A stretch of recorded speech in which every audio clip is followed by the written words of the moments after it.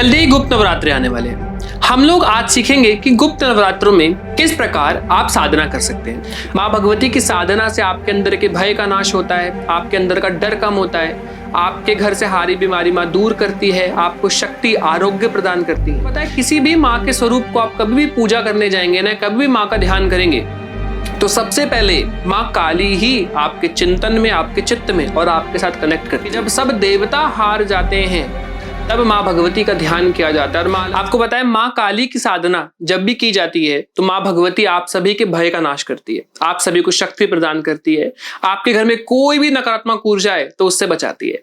माँ भगवती है कौन पता है? माँ का काली स्वरूप में एक वॉरियर है। वॉरियर यानी कि वो माँ की सेना में सबसे उच्च स्थान पर जो सबसे ताकतवर वॉरियर होता है ना, माँ चामुंडा, कि जब सब देवता हार जाते हैं तब माँ भगवती का ध्यान किया जाता है। और माँ अलग अलग स्वरूपों से, जैसे माँ काली के स्वरूप से जब माँ प्रकट हुई थी तो माँ इतनी विकराल, इतनी विराट थी कि आधे लोग तो माँ का वो स्वरूप देखकर डर कर ही मर गए और आधे देखकर ही भाग गए, और बचे कुछों के साथ माँ ने क्या किया आप सभी जानते हैं। माँ भगवती अलग अलग स्वरूपों में पूजी जाती है। आज हम माँ भगवती की सौम्यतर रूप का ध्यान करते हुए माँ भगवती की साधना सीखेंगे। माँ भगवती की साधना से आपके अंदर के भय का नाश होता है, आपके अंदर का डर कम होता है, आपके घर से हारी बीमारी माँ दूर करती है, आपको शक्ति आरोग्य प्रदान करती है। इस विश्व में हर जगह जो कंपटीशन है ना, हर जगह जो युद्ध चलता है, कली काल चल रहा है। अब ऐसा तो है नहीं कि राजाओं में वॉर चल रही है, लेकिन कहीं ना कहीं हर जगह आज के जीवन में जीना एक संघर्ष और एक युद्ध है। हर उस युद्ध में माँ भगवती विजय आपको दिलाती है, विजय तिलक आपका करती है। उसे विजय की कामना करते हुए आज माँ भगवती का ध्यान हम लोग करेंगे, क्योंकि आपको पता है किसी भी माँ के स्वरूप को आप कभी भी पूजा करने जाएंगे ना, कभी भी माँ का ध्यान करेंगे तो सबसे पहले माँ काली ही आपके चिंतन में, आपके चित्त में और आपके साथ कनेक्ट करती है, क्योंकि सुरक्षा और जीत हमें हर बार और हर जगह चाहिए। और माँ भगवती की शक्ति ही है जिससे आज मैं पेपर पकड़ के बैठा हूं, मैं हिल पा रहा हूं, मैं बोल पा रहा हूं। इस शक्ति की आराधना करे बिना हम कहीं नहीं जा सकते। तो आज हम माँ भगवती का ध्यान करेंगे ताकि माँ भगवती हर प्रकार से नकारात्मक ऊर्जा को हमारे घर, हमारे परिवार से दूर करे, हम लोगों को जीत हर जगह दिलाए, हम लोगों को सुख दे, समृद्धि दे, वैभव दे, और माँ के हर स्वरूप से माँ तो है, माँ जो है हम पर कृपा करे। जय माता दी। आज हम लोग डिस्कस करेंगे गुप्त नवरात्रि की साधना के बारे में। गुप्त नवरात्रि जो हमारी शुरू हो रही है, ये हो रही है 26 जून से, यानी कि लगभग एक महीना रह गया है। 26 जून से लेकर 4 जुलाई तक माँ भगवती की जो आराधना है गुप्त नवरात्रि में की जाती है। गुप्त नवरात्रि में ना माँ काली की साधना करना बहुत विशेष होता है। कई बार हम सोचते हैं कि माँ भगवती की साधना करना सेफ नहीं होता है, या माँ की साधना जो है हम लोगों को बहुत ध्यान से करनी चाहिए। ये बात बिल्कुल ठीक है कि माँ की साधना ध्यान से करनी चाहिए, लेकिन ये बिल्कुल सेफ होता है अगर हम करेक्ट तरीके से, करेक्ट ज्ञान के साथ माँ की साधना करेंगे। तो आज मैं उसी ज्ञान को आपको प्रस्तुत करूंगा। आपके लिए कौन सा मंत्र, कौन सा तरीका सही है, मैं पूरी कोशिश करूंगा आपको हर पॉइंट को मैं कवर करूं और आपको अच्छे से समझा सकूं। माँ भगवती की जो आराधना है ये 26 जून से शुरू होगी, जिसमें अष्टमी 3 तारीख को यानी 3 जुलाई को, और जो नवमी है वो 4 जुलाई की पूजा माँ की जाएगी। 26 को माँ भगवती की आराधना की जाएगी। सबसे पहले तो देखिए, माँ काली जो है उनका हमें एक चित्र सिलेक्ट करना है या मूर्ति सिलेक्ट करनी है। हमें कोशिश करनी चाहिए कि माँ भगवती की जो मूर्त है वो छोटी हो, जिसमें माँ का मुस्कुराता हुआ थोड़ा चेहरा दिखे, हल्की स्माइल दिखे, और माँ भगवती का सौम्य स्वरूप हो। ऐसी तस्वीर हमें नहीं लेनी है जिसमें हमें ऐसा दिखे कि माँ की जो तस्वीर है उसमें पीछे युद्ध चल रहा है, या माँ उग्र दिखे। तो माँ की सात्विक, अगर आप माँ भगवती के मंदिर में भी कोई मूर्त रखना चाहते हैं, ऐसी मूर्ति की जो मंदिर में स्थापित हो, तो माँ दक्षिणा काली, आप जानते होंगे दक्षिणेश्वरी काली टेम्पल जो हमारी कोलकाता में है, वो मूर्त आप माँ भगवती की रख सकते हैं। या फिर और भी कई मूर्ति है जो कि माँ की बहुत सौम्य है। दिल्ली में जो माँ कालका का मंदिर स्थित है, आप वो मूर्त भी चाहे तो वो भी रख सकते हैं, या फिर आप माँ दुर्गा की भी मूर्त रखकर साधना माँ की कर सकते हैं, अगर आपको माँ का दुर्गा स्वरूप बहुत प्रिय है तो। अब चित्र सिलेक्ट करने के बाद आता है मंत्र सिलेक्ट करना। देखिए, मंत्र से ना बहुत सी चीजें और माला से बहुत सी चीजें बदल जाती है, तो इन दोनों को बहुत ध्यान से सिलेक्ट करना है। देखिए, जिन्होंने आज तक माँ भगवती की साधना की ही नहीं है, करेक्ट, अभी प्रोसेस पे हम आगे आएंगे किस प्रकार साधना करना है, पहले सिलेक्ट करते हैं किस चीज की करना है। तो अगर आपने कभी माँ की आराधना साधना नहीं किया, आप टेस्ट करना चाहते हो ना, तो आप माँ की चालीसा की भी साधना कर सकते हो।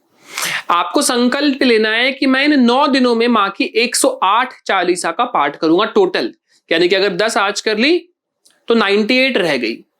फिर मैंने आज 8 कर ली दूसरे दिन, तो अब 90 रह गई। ऐसे करके रोज रोज हमें थोड़ा थोड़ा कर करके 108 इन 9 दिनों के अंदर पूरा करना है। इस केस में आप मां भगवती की दुर्गा चालीसा का पाठ या फिर काली चालीसा का पाठ कर सकते हैं अगर आप चाहें तो। इसके बाद आ जाते हैं कुछ बेसिक मंत्र जो कोई भी कर सकता है। कैसे? जैसे ओम श्री कालिकाय नमः, इस मंत्र का आप जाप कर सकते हो, बहुत सेफ है। ओम श्री दुर्गाय नमः मंत्र का एकदम सेफ है, कोई प्रॉब्लम नहीं आएगी आपको मंत्र में। इसके अलावा आप चाहो तो ओम सर्व मंगल मांगल्ये शिवे सर्वार्थ साधिके शरण मित्रंभके गौरी नारायणी नमोस्तुते, इस मंत्र का भी जाप किया जा सकता है। ये मां भगवती की दुर्गा सप्तशती का एक श्लोक है। इसके अलावा ओम जयंती मंगला काली भद्रकाली कपालिनी दुर्गा क्षमा शिवा धात्री स्वहर स्वधा नमोस्तुते, इसके आगे भी होता है लेकिन इतना किया जाता है। इसके आगे आता है जय त्वम देवी चामुंडय जय भूतार्तिहारिणी जय सर्वगते देवी कालरात्रि नमोस्तुते। ये अर्गला स्तोत्रम में से लिया जाता है और इसका भी आप लोग चाहें तो इसका भी माला पर जप किया जाता है। माला पर अभी आगे बात करेंगे कौन सा आप सिलेक्ट कर सकते हो। इसके अलावा अब आ जाते हैं बीज मंत्र, जिसमें से ओम दुम दुर्गाय नमः, ये बहुत अच्छा मंत्र है। ये मंत्र भी अगर आप जपोगे तो गुप्त नवरात्रों में सबसे पहला स्वरूप मां काली का ही जागृत होगा। क्योंकि मैंने क्या कहा अभी थोड़ी देर पहले, आपने देखा हो तो, कि हम किसी भी स्वरूप के पास जाना चाहें तो मां काली से ही रास्ता गुजरेगा। मां काली ही है जहां से आपका रास्ता जाएगा और मां काली ही प्रथम आपको प्राप्त होंगी।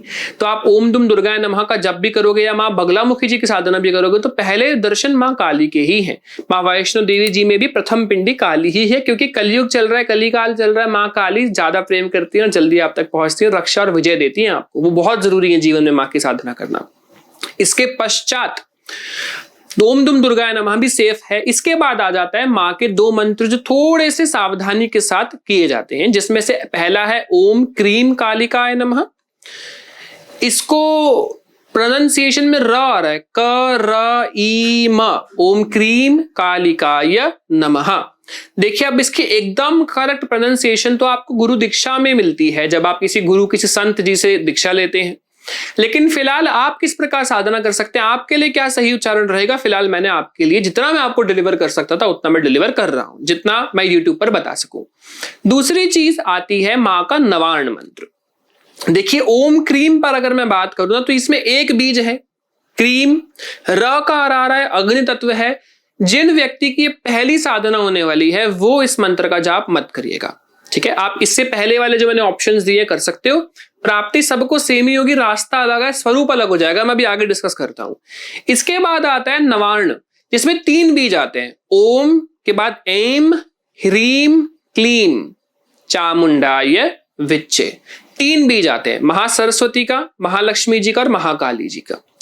इन तीनों बीज में ये थोड़ा मंत्र और पावरफुल और मुश्किल होता है इसका जाप और इससे ऊर्जा कलेक्ट कर पाना, क्योंकि ये ज्यादा आपको समय लगाना पड़ेगा इस मंत्र पे, क्योंकि 3 बीज हैं।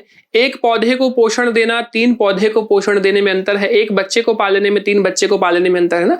तो ये बीज मंत्र होते हैं, इनको बीज डालकर उगाना पड़ता है। 3 बीज लगाओगे तो ज्यादा पानी, ज्यादा जमीन चाहिए, ज्यादा सूर्य दिखाना पड़ेगा, है ना, ज्यादा समय लगेगा बड़ा होने में। 3 है तो ऐसे ही, 1 है तो आराम से आप पालन पोषण करके बड़ा कर पाएंगे मंत्र को। ऐसे ही नवार्ण मंत्र वो व्यक्ति कर सकते हैं जो कई बीज मंत्र को पहले जाप कर कर मां भगवती के शरणागति में थोड़ा बहुत पहुंच गए हैं। पूर्ण शरणागति तो हम शायद कभी पहुंच भी ना पाए मां के, लेकिन थोड़ा बहुत मां के चरणों के आसपास घूम फिर कर आए हैं, तो आप डेफिनेटली नवार्ण मंत्र का जप कर सकते हो। लेकिन अगर आपकी प्रथम साधना है तो थोड़ा सा कठिन रहता है नवार्ण मंत्र का जाप एक साथ करना। तो कोशिश हमें इस बात की करनी है कि पहले आप मां भगवती के क्रीम कालिकाय कर लीजिए। ये भी मुश्किल है क्योंकि अगर आपने पहले कोई साधना नहीं किया तो ओम दुम दुर्गाय नमः या उससे पूर्व में मैंने कुछ मंत्र बताया वो आपके लिए बहुत अच्छा है। चालीसा का आपके लिए बहुत अच्छा रहेगा। जब आपके मंत्र सिलेक्ट हो जाए, अब आती है माला की बारी। देवी माता के जप में 3 माला का विशेष रूप से मेरे द्वारा जो है बताया जाता है। देखिए जो नेचुरल है और अच्छी है, 3 मालाएं, ऐसे तो और भी है, जैसे रुद्राक्ष बहुत अच्छा है, लाल चंदन रक्त चंदन की माला बहुत अच्छी है, और तीसरा आता है मां भगवती के कमलगट्टे की माला। जिसमें से अगर आप मां पार्वती स्वरूप से मां की उपासना करना चाहते हैं, शिवा देवी के रूप से, तो मां भगवती के रुद्राक्ष का जो है उपयोग किया जाता है। अगर आप मां भगवती का थोड़ा सा फियर्स रूप चाहते हैं, साथ ही में ममता वाला रूप चाहते हैं माँ भगवती का, थोड़ा फियर्स एनर्जी है, तो वो माँ भगवती की जो एनर्जी है वो प्राप्त होती है रुद्राक्ष पर, जिसमें साथ में शिव जी की उपासना भी की जाती है। वो सभी स्वरूपों में की जाएंगी, मैं आपको समझाऊंगा कैसे करनी है, आप रुद्राक्ष का उपयोग कर सकते हैं। लेकिन देवी माता की उपासना में सबसे उत्तम माला को जो माना गया है ना, वो है लाल चंदन। अगर आप माँ भगवती की शक्ति स्वरूप दुर्गम पीड़ा का नाश करने वाली माँ दुर्गा और माँ दुर्गमासुर को, माफ कीजिएगा, माँ ने दुर्गमासुर जो था, दुर्गमासुर जिसका नाम था, उसको मारने वाली माँ भगवती दुर्गा जो है, उनकी आराधना रक्त चंदन की माला से अगर आप करते हैं, चंडिका रूप से माँ भगवती का ध्यान करते हो, तो रक्त चंदन पर भी माँ भगवती की असीम कृपा प्राप्त होती है और एक अलग ही रूप माँ का नारायणी स्वरूप आपको प्राप्त होता है। इसके बाद कमल गट्टे की माला पर अगर माँ भगवती का थोड़ा सा लक्ष्मी तत्व का एंगल ज्यादा चाहिए होता है, तो लाल चंदन का उपयोग या फिर कमल गट्टे का उपयोग किया जाता है। दोनों ही सात्विक शांत माला है, बहुत अच्छी शीतलता प्रदान करती है। इसके अलावा स्फटिक की माला, जिसमें माँ विद्या रूप से कृपा करे, तो आप स्फटिक की माला का उपयोग भी कर सकते हैं। माँ भगवती की 4 मालाओं का डिस्कशन मैंने किया है, जिसमें से मेरा सजेशन ये रहेगा कि ओम दुम दुर्गाय नमः तो रक्त चंदन पर ही जाप करें। नवार्ण मंत्र आप रुद्राक्ष पर भी जप सकते हैं, कमल गट्टे पर भी जप सकते हैं, कोई दिक्कत नहीं है। इसके अलावा क्रीम कालिकाएं भी आपको ज्यादा जो बेटर रहेगा अगर आप उसका पाठ करते हैं रुद्राक्ष से, तो जाप करते हैं तो। इसके पश्चात आसन पर ध्यान रखें कि आसन या तो पीला हो या लाल हो, लाल हो तो सर्वोत्तम है। इसके अलावा ना एक आप चुनरी या एक आप शॉल या एक आप कपड़ा ले लीजिए 2 मीटर का, जिसको ओढ़कर आप सदैव साधना करेंगे, करेक्ट। या फिर आप लाल वस्त्र पहनकर साधना करें। अब रोज रोज सेम वस्त्र आप शायद ना पहन पाए, तो कोई भी वस्त्र पहनकर आप चाहें तो लाल कलर का अपने ऊपर एक ओढ़ने के लिए वस्त्र की आप व्यवस्था कर सकते हैं तो कर लीजिए। लेकिन अगर आपके वहां बहुत गर्मी है, भैया मैं नहीं कर पाऊंगा शायद, तो कोई बात नहीं। लेकिन अगर आप आराम से एसी में बैठकर चैंटिंग कर रहे हैं या कुछ इस प्रकार की सुविधा है कि ठंड है या मैनेज हो सकता है, तो एक पतला सा कपड़ा आप जरूर किसी भी शॉप से मिल जाएगा इजिली, आप वो लाल रंग का वस्त्र लेकर एक ओढ़ कर ही माँ भगवती की आराधना करें, या लाल रंग का कुर्ता पहनकर आप आराधना कर सकते हैं। सबसे पहले तो जो प्रथम नवरात्रा हमारा आएगा, जो कि हमारा आने वाला है 26 तारीख को, आपको एक चौकी पर या मंदिर में मां भगवती के चित्र पर वस्त्र अर्पित करने हैं। वस्त्र या चुनरी अर्पित करनी है, मूर्ति है तो आप उसके हिसाब से सुविधा अनुसार चीजें देखिएगा। इसके अलावा श्रृंगार अर्पित करना है, श्रृंगार में इत्र जरूर लीजिएगा, ठीक है। ये दोनों चीजें अर्पित करने के बाद मां भगवती का अखंड दीपक जला सके तो जलाइए, ठीक है। अदरवाइज सुबह शाम आप जला सकते हैं, कोई दिक्कत नहीं। धूप जलाइए, ठीक है। आप आसन पर बैठ जाइए और कलश स्थापना करनी है। कलश के बिना साधना एक तरीके से अधूरी मानी जाती है, तो अगर आप साधना प्रॉपर करना चाहते हो तो कलश जरूर रखिएगा। लेकिन अगर व्यवस्था नहीं हो सकती है तो कोई बात नहीं, मां से प्रार्थना करेंगे कि मां आप ऐसे ही हमें फल दीजिए। कलश लेना है, कलश में जल भरना है, ठीक है। कलश आपका स्टील को छोड़ के बाकी धातु आप लीजिएगा। भरने के बाद कलश में आप गंगा जल डालेंगे, थोड़ा सा कुमकुम, थोड़ा सा आप इसमें चंदन डालेंगे, यानी पीला रंग और लाल रंग हमारा डल गया। इसके बाद आप इसमें डालेंगे 2 कमल गट्टे, 2 इलायची, 2 लौंग, 1 सुपारी और 1 रुपए का सिक्का, थोड़े से अक्षत यानी कि चावल। चावल के बाद आप इसमें डालेंगे थोड़ी सी मिश्री। ये डालने के बाद आप मां भगवती से प्रार्थना करेंगे कि मां मैं कलश स्थापना करने जा रहा हूं, आप इसको स्वीकार करिए और कृपा दें। इसके पश्चात आप एक कटोरी में चावल अक्षत भरकर उस कटोरी को मटके के ऊपर रख देंगे। इसके बाद आप नारियल लेंगे, नारियल के मुख को आप आइडेंटिफाई करेंगे कि नारियल में कौन सा मुख कौन सा है। मुख जो होता है वो साधक की तरफ होना चाहिए। कहा जाता है मुख अगर साधक की तरफ है, यानी कि 3 जो गोले गोले आते हैं वो मुख होता है। आप डिसाइड, यूट्यूब पे कई वीडियोस है जिसमें देखने को बताया कि आप कैसे पता लगा सकते नारियल का मुख कहाँ है, आप देख लेना। मुख अगर साधक की तरफ है तो वो आपको तेज प्रदान करता है, और कहा जाता है कि निष्काम भाव से मां मैं आपकी आराधना कर रहा हूं, जो कृपा देनी है आप कर दीजिएगा, आप सब जानी जान है। मुख को अगर ऊपर की तरफ किया जाता है तो किसी उद्देश्य के हेतु मैं कोई साधना आराधना कर रहा हूं तो मुख नारियल का ऊपर किया जाता है।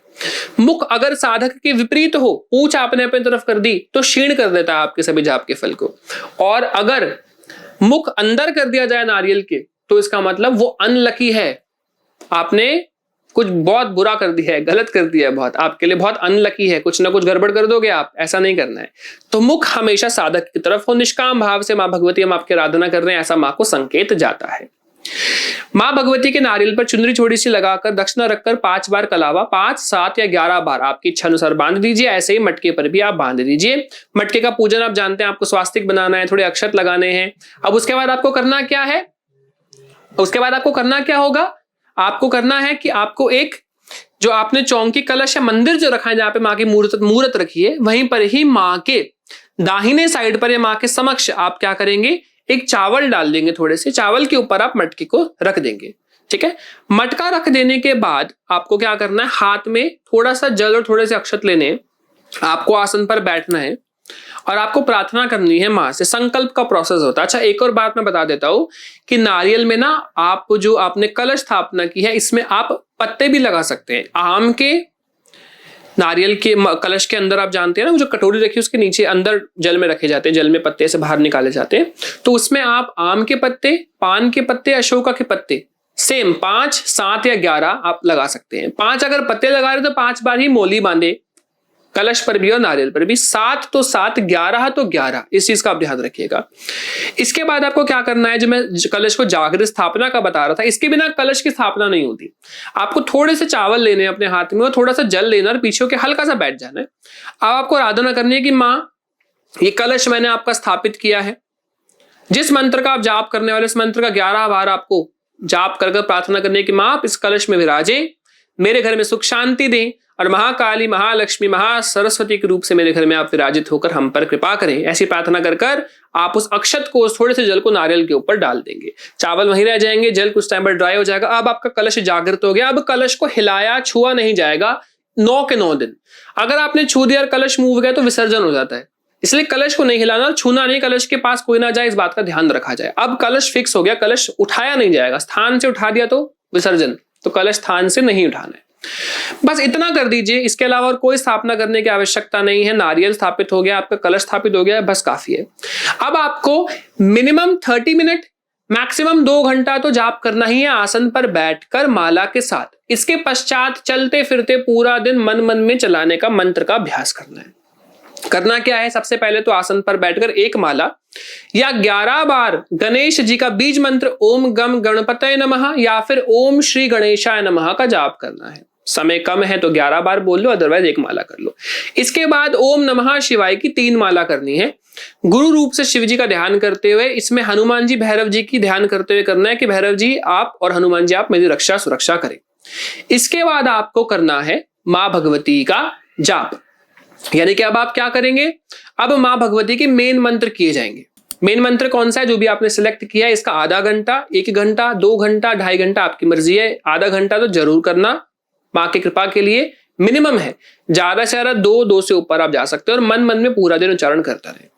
आप जानते हैं साधना करते वक्त सुरक्षा घेरा बहुत जरूरी है। बिना सुरक्षा घेरे लगाए साधना किया, नकारात्मकता आ गई तो प्रॉब्लम हो जाती है। सुरक्षा घेरा किस प्रकार लगाया जाए मैं आपको बताता हूं।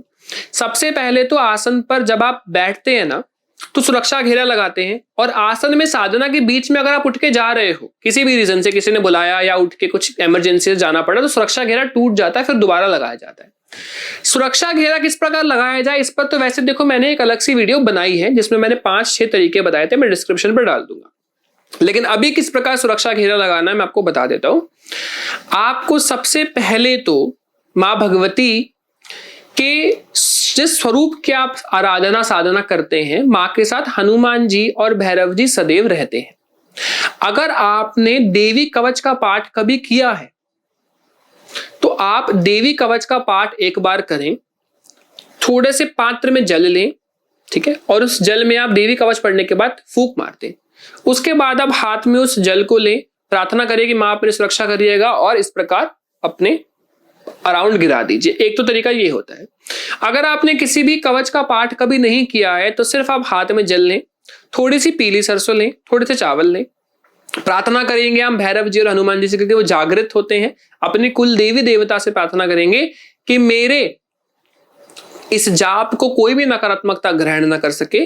जो मैं साधना आराधना करने जा रहा हूं इसमें मेरी सुरक्षा हो। हनुमान जी, भैरव जी आप मेरी सुरक्षा करना, आप मेरी सुरक्षा करना, मेरी कुल देवी देवता मेरी सुरक्षा करें। ऐसी प्रार्थना करके आपको जल अपने आसपास गिरा देना है।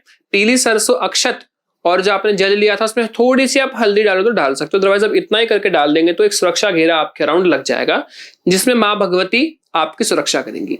जब भी साधना आराधना की जाती है तो माँ के 3 स्वरूप नारसिम्ही देवी, वाराही देवी, चामुंडा देवी सदैव आपके आसपास आती हैं और आपसे परीक्षा लेने के लिए अलग अलग प्रकार के अनुभव आपको हो सकते हैं। टेंशन नहीं लेनी है, साधना करनी है।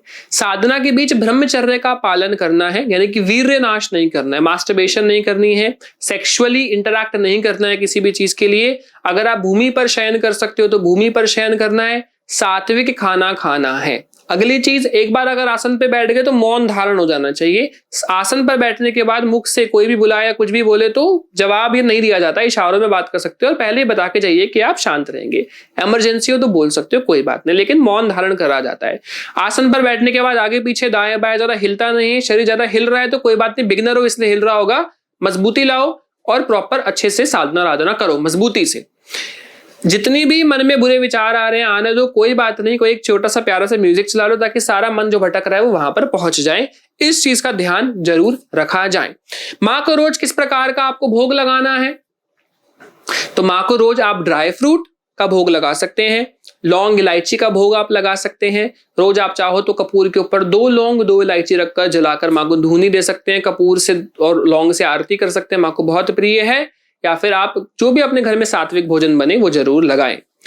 अगर आप उपवास रखते हैं तो साधना पूर्ण होगी अच्छे से, तो उपवास रख सको तो बहुत अच्छा है। अदरवाइज अनियन गार्लिक छोड़ दीजिएगा, कैरेट रेडिश गाजर मूली छोड़ दीजिएगा, बैंगन नहीं खाइएगा, और कुछ दालें होते हैं, उड़द की दाल नहीं खाई जाती है तो उसकी दाल का, मसूर की दाल का आप ध्यान रखिएगा। अदरवाइज आप व्रत रखें तो सबसे बढ़िया आपके लिए रहता है। आगे जो चीज मैंने मिस कर दी, मैंने नोट्स में, इसलिए मैं नोट्स बना के रखता हूं। कलश स्थापना के मुहूर्त मैंने नहीं बताया है, तो सुबह 5:25 से लेकर 6:58 तक, यानी कि 5:25 AM to 6:58 AM तक आप माँ के कलश स्थापना कर सकते हैं, जोत जला सकते हैं। दूसरा जो समय आएगा, अभिजीत मुहूर्त आएगा, वो 11:56 AM से लेकर दोपहर का समय है 12 बज के, यानी कि 12:52 PM, लगभग 1 बजे दोपहर के, यानी कि 12 से 1, 11:56 to 12:52 PM तक आप डेफिनेटली माँ के अभिजीत मुहूर्त में भी कलश स्थापना कर सकते हैं अगर आप लेट हो जाए तो। एक चीज जो मैंने लिखी है, बहुत सारी माताएं और बहनें मुझसे पूछती है कि भैया पीरियड्स हो जाए तो। अब देखिए, अगर शुरुआत में पीरियड्स हो रहे हैं तो जब ठीक हो तब कलश स्थापना करना, अदरवाइज अपनी बेटी या बेटे से या अपने हस्बैंड से गाइडेंस बोलकर, गाइड कर करके आराधना उनसे कलश स्थापना करवा दो। अदरवाइज जब ठीक हो जाओगे, दूसरा तीसरा चौथा कोई भी नवरात्रा चल रहा आप कर सकते हो, तब तक आप मानसिक रूप से साधना आराधना करिए। बीच में पीरियड्स हो रहे हैं तो व्रत नहीं रोकना, व्रत पालन करना है। सिर्फ बिना माला को छुए दूर बैठकर आप जाप कर सकते हो। अदरवाइज एक ऊन की माला आती है, आप उससे जाप कर लो। अगर जिसको शौक है कि मुझे माला तो चाहिए ही चाहिए भैया, तो एक अलग आसन रखो पीरियड्स के लिए और उस आसन पर बैठकर, पीरियड्स का आसन है वो, उस पर बैठ के जप किया करो, दूर थोड़ा सा बस मंदिर से। इसके अलावा भगवान के पास नहीं ज्यादा जाया जाएगा और ज्यादा छुआ नहीं जाएगा, दूर से प्रणाम कीजिए, थोड़ी सी दूरी है बस। अदरवाइज ज्यादा कुछ टेंशन की बात नहीं, साधना पूरी होगी, गारंटी है इस चीज की। साधना नहीं खंडित हुई आपकी। बहुत से लोग कहते हैं भैया साधना खंडित हो गई, नहीं हुई साधना खंडित, ठीक है, इस बात का ध्यान रखिएगा। साधना एकदम बढ़िया चल रही है और बहुत अच्छी चल रही है। तो काली माता के चित्र सिलेक्शन को लेकर भी हमने बात कर ली है। अब इसके बाद नवमी अष्टमी, जब भी आप साधना फिनिश करें अपने अनुसार करो। देखो, अगर आपके घर में अष्टमी मनाई जाती है अष्टमी मनाइए, नवमी मनाई जाती है नवमी मनाइए। अब जो लोग जो लोग गुप्त नवरात्रे करते नहीं तो फिर नवमी सेलिब्रेट करो। तो नवमी पे क्या करना है, जो भी आप नॉर्मल नवरात्रों में कुछ भी भगवान के लिए भोग प्रसाद बनाते थे ना, पूरी चने हलवा, वो नहीं तो फ्रूट्स, जो भी आप मैनेज कर सको थोड़ा सा लाइए। हलवा जरूर बनाइएगा छोटा सा प्यारा सा माँ के लिए। अब माँ को भोग लगा के कन्याओं का पूजन करिए। कन्याओं में भी बहुत सी चीजें बताई जाती हैं कि किस कन्या के पूजन से क्या फल प्राप्ति होती है। अब क्योंकि अभी तो सारी मिक्स मिलती है ना कन्याएं, ऐसा थोड़ा ना देखेंगे क्षेत्रीय कुल की कौन सी है और ब्राह्मण कुल की कौन सी है। वैसे तो हर कुल की कन्याओं का अलग फल मिलता है। तो अभी हम जो हमें कन्या अवेलेबल हो, आप वो कन्याओं का पूजन करें जिस प्रकार करते हैं। बाहर रहते हो कन्याओं का पूजन नहीं तो कोई बात नहीं, किसी कन्या को ऐसे गिफ्ट दे दीजिएगा एक।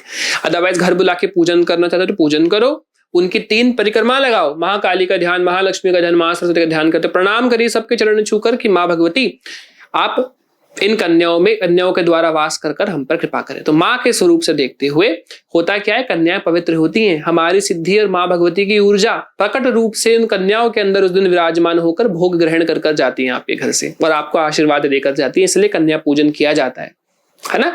इसके बाद हवन किया जाएगा। हवन करने के अंत में आपकी साधना खत्म होगी। हवन नहीं कर सकते तो हवन से दक्षिणा या हवन सामग्री को किसी मंदिर में दान कर दीजिएगा, अदरवाइज हवन जरूर करिएगा। किस प्रकार हवन किया जाएगा डिस्क्रिप्शन पर लिंक है, प्रॉपर अच्छे से देख लीजिए। अब बहुत इंपॉर्टेंट बात, कलश को कब उठाना है? कन्या पूजन से पूर्व में कलश को उठा दिया जाता है, ठीक है। और अखंड ज्योत भी अब जितना घी है उतना जलेगी, फिर शांत हो जाएगी। इसके बाद कलश का नारियल का क्या किया जाए? देखिए, नारियल के साथ दो चीजें की जाती है, हर किसी घर में अलग प्रथा है। कहीं पर नारियल खाया जाता है और कहीं पर नारियल को विसर्जित कर दिया जाता है या मंदिर में रखवा दिया जाता है। अपने अनुसार देखिए कि आपको क्या करना है। अंदर जो सामग्री है, जल को घर में छिड़क कर थोड़ा जल ग्रहण कर उस जल को आप बचा हुआ प्लांटर में, गमले में डाल दीजिए। उसमें जो भी सामग्री थी उसे ड्राई करके नारियल की चुन्नी में पोटली बनाकर अपने घर के मां के चरणों में रखकर अपने लोकर में रखिए सुख समृद्धि के लिए। और इसके बाद मां भगवती का चित्र जो मंदिर में विराजमान रहे, अंदर रख दीजिए, तिलक कर दीजिए, मां से प्रार्थना कीजिए। साधना के अंत में तबीयत खराब हो सकती है, बहुत सी अलग अलग चीजें महसूस हो सकती है, क्योंकि आपने बहुत मेहनत की है, बहुत जाप किया है, तो शरीर में इतनी ऊर्जा होगी उस वक्त कि आपके शरीर में दिक्कत, थोड़ी प्रॉब्लम, पेट की ऊर्जा गड़बड़ महसूस हो सकती है, दर्द हो सकता है, बॉडी पेन हो सकता है, फीवरिश फील हो सकता है। ये सब पॉजिटिव सिम्टम ही होंगे। साधना के दौरान कई बार अलग अलग अनुभव भी होते हैं, कोई डरने की बात नहीं, आप एकदम अच्छे से कर रहे हैं। इस प्रकार जब आप साधना आराधना मां की करेंगे तो मां भगवती की पूर्ण स्वरूप की प्राप्ति आपको होगी। साधना के अंत में उस दक्षिणा को आप मंदिर में रखिए, जो भी आपने दक्षिणा चढ़ाई है नारियल पे रखी है, मां भगवती के किसी भी मंदिर पर आप माथा जरूर टेक कराइए। मां की चुनरी या तो घर के मंदिर में रहने दीजिए, बड़े चुनरी या तो बाहर मंदिर में लेके आ सकते हैं। श्रृंगार या तो आप सुहागनों में या कन्याओं में बांट सकते हो, या फिर आप इसको भी मंदिर में देकर दान आ सकते हैं। मां के आगे मस्तक टेक कराइए, प्रार्थना कीजिए कि मां आने वाले महीनों में आप मेरा साथ दीजिएगा, मुझ पर कृपा बरसाइएगा। इस साधना करने से पहले अखंड ज्योत जलाने के बाद, नारियल को जागृत करने के बाद आसन पर बैठकर संकल्प जरूर लेना है कि मैं इसका पाठ कर रहा हूं, इतने दिनों तक कर रहा हूं, प्रभु इतना मिनिमम करूंगा। संकल्प किस प्रकार लिया जाता है? दाहिने हाथ में जल लेकर अपना पूरा नाम और अपने पिताजी का नाम, अगर आप फीमेल हो, मैरिड हो तो हस्बैंड का नाम लेंगे और बोलेंगे कि मैं दुर्गा चालीसा का इन 9 दिनों में 108 बार पाठ करूंगा, या फिर मैं ओम दुम दुर्गाय नमः की रोजाना आधा घंटा मिनिमम तो जाप करूंगा, ये ज्यादा भी हो सकता है। और इस साधना के दौरान आप साधना के द्वारा मां भगवती आप मुझे दर्शन देना, आप मुझ पर कृपा करना, या मां मेरे को जिस जीवन में एक अच्छा पद मिले या जो भी आपकी इच्छा हो, और मैं इस जीवन के अंत के बाद आपको प्राप्त कर सकूं। प्रार्थना करके जो आपके मनोवांछित इच्छा हो उसको कहकर जल गिराकर आप मां भगवती की आराधना कृपा करिए, पूजा करिए। मां भगवती के आगे धूप दीप जलाइए और ज्योति के समक्ष बैठकर ही संकल्प लीजिएगा, आसन पर बैठकर ही संकल्प लीजिएगा और प्रार्थना करिएगा कि मां आपको सब कुछ प्रदान करे जो भी आपको चाहिए। बाकी जो लोग मेरे मेडिटेशन क्लासेस में जुड़े हैं उनको तो मैं साधना दूंगा ही, बाकी आप लोग भी चाहो तो मेरे मेडिटेशन प्लान में, हीलिंग बैचेस में, या फिर अपनी ऑरा की स्कैनिंग भी करवा सकते हो, जान सकते हो कि आपके साथ कौन सी एनर्जी कनेक्ट कर रही है। आप डेफिनेटली जुड़ सकते हैं मेरे दिए गए नंबर पर टेक्स्ट करके। आप सभी का बहुत बहुत शुक्रिया इस प्यारी सी वीडियो को देखने के लिए। आप सभी को जय माता दी।